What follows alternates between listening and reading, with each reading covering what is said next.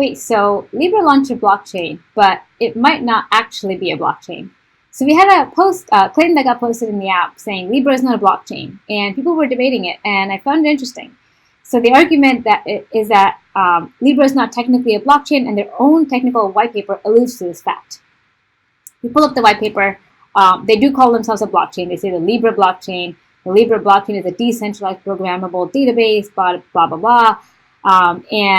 But what Hugh Longford Press is saying is he was alluding to this part in, I think, page 6 of the white paper.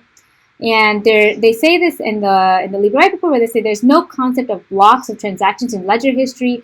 The consensus protocol batches transactions into blocks as an optimization technique to drive the consensus protocol forward, but the logical data model, the transactions occur in sequence without distinction as to which block contained each transaction.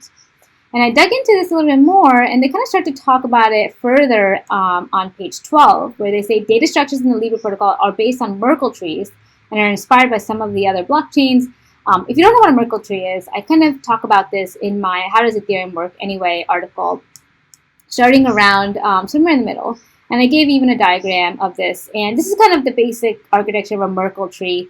If you're trying to store a lot of data, it's a very efficient way to do it because it's also a very efficient way to verify pieces of data later. So this is the data that you're trying to store, you hash these two, create a new hash, you hash these two, create this hash, and then you hash these two, create this hash, all the way up until you get a root hash.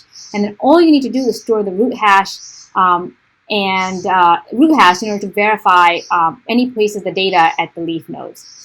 And so it's a very efficient way to store data. And even the Wikipedia article says like hash trees allow efficient and secure verification of the contents of large data structures.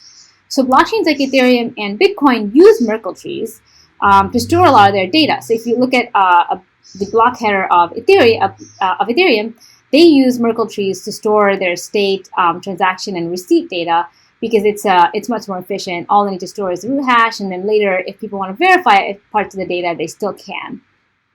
And but what it looks like what Libra is doing is, if you go further into this, they say most blockchains, starting with Bitcoin, maintain a linked list of each block of transactions agreed upon by the consensus protocol, with a block containing the hash of a single ancestor.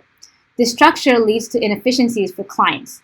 For example, a client that trusts some block B wants to verify information in an ancestor block B needs to fetch and process all intermediary ancestors. I think what they're basically trying to say here is like when you have a block of transactions. So if you just look at a blockchain, look at this. And if you want to verify data in here, then you need to download all the blocks leading up to it. And so that's kind of inefficient. So what they do instead is seems like it stores all their state in this Merkle tree type structure. So now they're more efficiently able to query particular transactions that they want to, because they can cherry pick a certain transaction instead of having to download all the blocks leading up to it.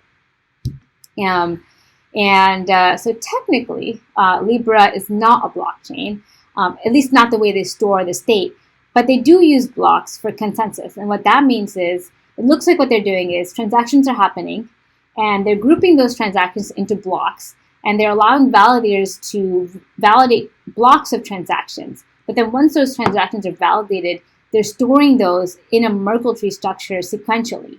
So they're using blocks to just optimize the consensus protocol and the validation of the transactions, but not actually storing it as a blockchain for more efficient querying by clients later, which is very actually clever.